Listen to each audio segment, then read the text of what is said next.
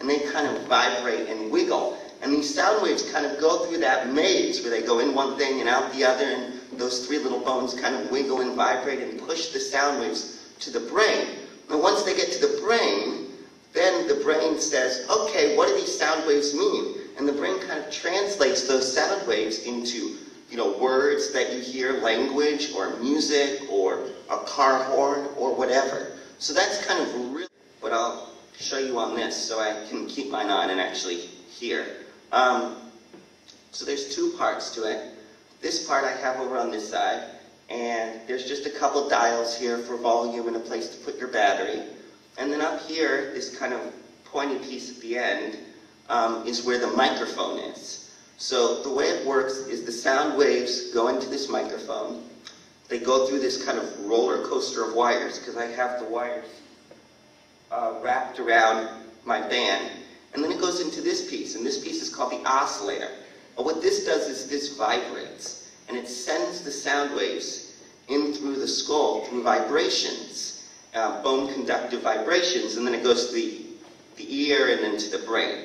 So in order to demonstrate vibrations through bone, what I want to do is a belt and then a wire that comes up and with a microphone, and the teacher talks into it, and I switch my hearing aid to something, and what that does is it lowers the volume of like everyone else in the class for me, and higher the volume of the teacher's voice. So it's like a one-way walkie-talkie, like I said, but I can't talk back to the teacher. So I can hear everything the teacher's saying loud, but I can't necessarily talk back because I don't have a microphone.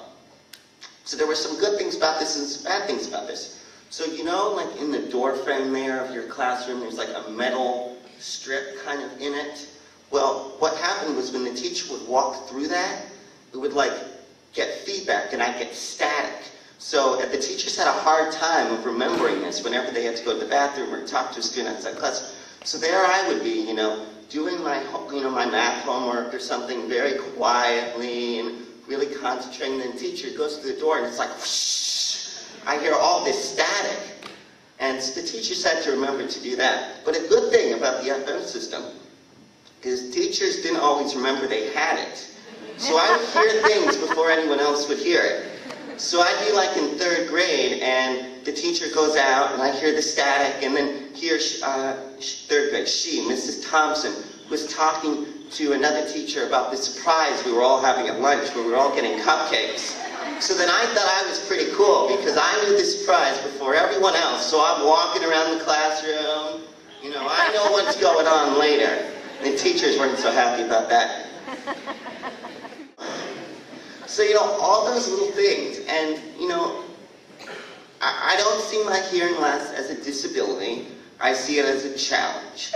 And every one of us in this room, even the teachers, even the principals, we all have challenges that we have to deal with every day. Some of us aren't as good as reading. So it's a challenge. We have to overcome that. We have to become better at reading. Some of us, it's the same with math.